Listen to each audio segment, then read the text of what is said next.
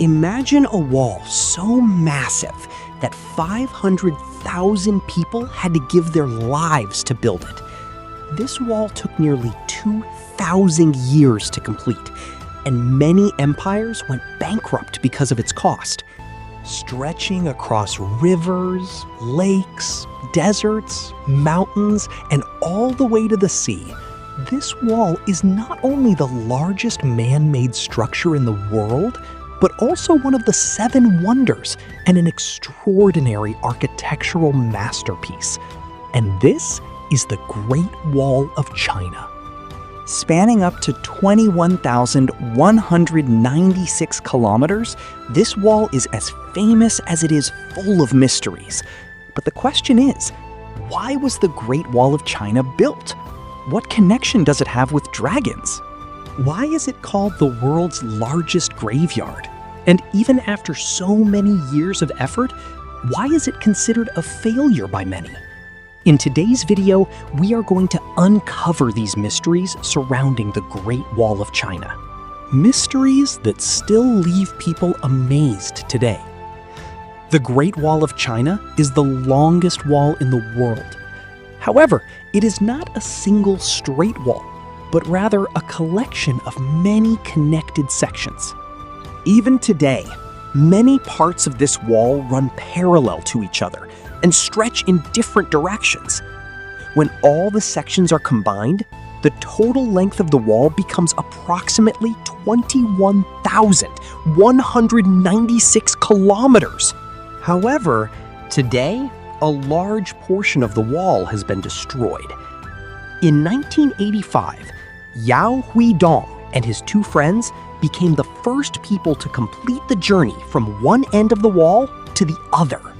They had to endure immense hardship during this journey, and it took them 510 days, meaning 17 months.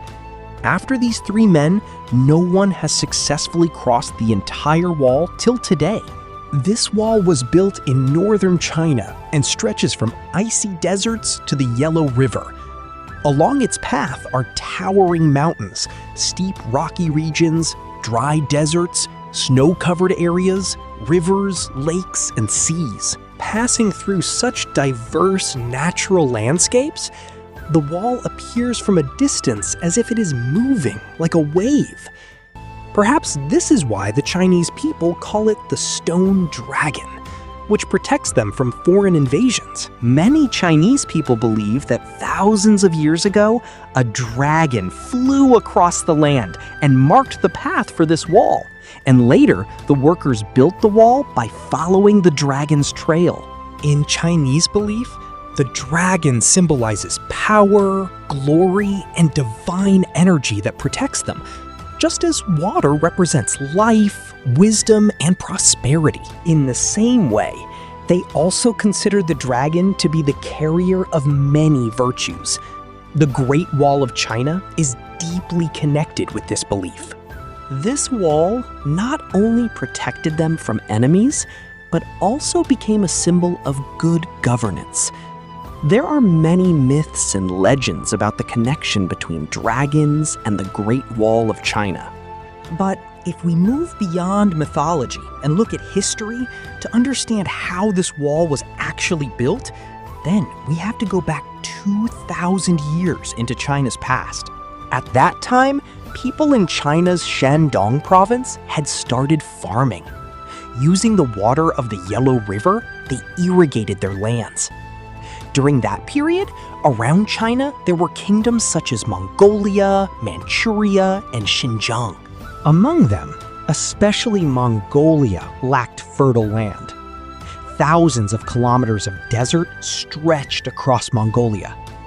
As a result, the people of that region depended mainly on livestock farming. On the other hand, the people of China's Xinjiang province were organized and settled. The scattered Mongol tribes often attacked Xinjiang province, looting wealth and property. To protect themselves from this problem, some Chinese people selected a king and marked their borders. Then, the decision was made to build a huge wall around those borders. At that time, Emperor Qin Shi Huang began the construction of this Great Wall in 223 BC. However, such a massive wall could not be built by a single empire alone. Therefore, many other dynasties later joined in the construction, and it took nearly 2,000 years to complete the entire wall. During this long period, Chinese rulers appointed the finest architects and engineers of their time for this project. More than 2 million workers took part in building the wall. Huge numbers of ordinary people were recruited. Even prisoners were sent to work on the wall as punishment. They remained engaged in this construction work for 4 years at a time.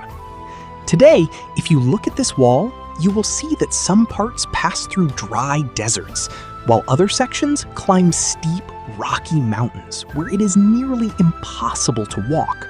Dense forests surround many of these mountains. In such harsh conditions, workers suffered terribly during the construction of the Great Wall. It is said that for 2,000 continuous years, construction work continued at such speed that workers could not return home for years. Every day, they had to work for 16 to 18 hours. Yet they often did not even get enough food to fill their stomachs. China's cruel rulers tortured them mercilessly. In freezing cold weather, workers had to sleep beside the wall itself. As a result, many died from cold and disease. Some died from starvation. Others lost their lives after falling into deep valleys while building the wall. The construction moved so fast that there was not even enough time to send the dead bodies back to their villages or cities. Instead, they were buried beside the wall itself. According to one estimate, the main construction of the Great Wall of China began around 1800 BC. Nearly 500,000 workers lost their lives building this wall. Their bodies are still buried beneath or around the wall today. This is why the Great Wall of China is called the world's largest graveyard, and many Chinese people consider it a cursed wall. Another reason it was called cursed was because many Chinese emperors and their empires went bankrupt while trying to build it. Anyway, now the question is, during a time when cement had not yet been invented, ¿por qué construyeron la muralla? How was such a strong wall built thousands of years ago? Actually, bricks were used to build the Great Wall of China. These bricks were made from soil and baked in furnaces for hours until they became extremely hard. However, these bricks were nearly 4 times larger than modern bricks. Before construction, granite stones were placed in the foundation or basement of the wall. On the outer side, a special type of Chinese clay was added, so that foreign enemies could not easily climb over the wall. To join the bricks together, a mixture of lime and sticky rice water was used. Nearly 50 billion bricks were used in constructing the entire Great Wall. From this, you can imagine how many millions of tons of lime and rice paste were required. The Great Wall of China was designed in such a way that its average height was 23 feet and its width was 21 feet. In some places, the height was only 9 feet, while in others, it reached up to 35 feet. The main purpose of building this wall was military advantage, so that if necessary, 10 infantry soldiers or 5 horse riders could run together at the same time to defend against enemy attacks. Railings were also added on both sides of the wall so that soldiers would not fall and could remain somewhat protected from enemy attacks. Small holes were built into different parts of the wall. It is said that some of these holes held weapons that fired bullets or shells at enemies. Others were used to shoot arrows.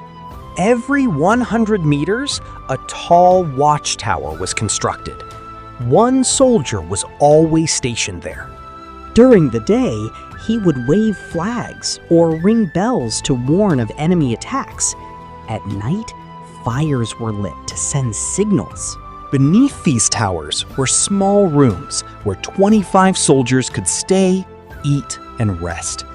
Across the entire wall, there were around 25,000 such watchtowers, capable of housing nearly 600,000 soldiers. In addition, many secret tunnels were built beneath the Great Wall. Through these tunnels, soldiers could travel from one place to another, and only they knew the routes. Although the Chinese government has discovered many tunnels, thousands still remain hidden today, and no one knows where their entrances or exits are located. Many secrets are still buried inside these tunnels. So now think about it. Even after building such a massive and powerful wall, many people still consider it a failed project. And the reason is that despite the wall, Mongols and other foreign invaders were still able to attack China. In the 13th century, the world's most feared ruler, Genghis Khan, crossed this wall and entered China. Later, in 1550, the Mongols attacked this wall again. In 1644, soldiers of the Manchu Empire crossed the wall, conquered China, and overthrew the government there. As a result, the Ming Dynasty collapsed and the Qing Dynasty began its rule, which continued until the 20th century. During this period, Mongolia itself became part of China. In one sense, this meant the wall had lost its real purpose. However, during World War II, the Chinese army used this wall to train soldiers and attempted to resist Japanese forces. Anyway, overall, this wall holds immense importance in Chinese history. Even today, more than 10 million tourists visit China every year to see this wall. Standing tall through the fall of countless kingdoms and the sacrifice of hundreds of thousands of lives, this wall is not just a structure made of bricks and stones. It is a living history.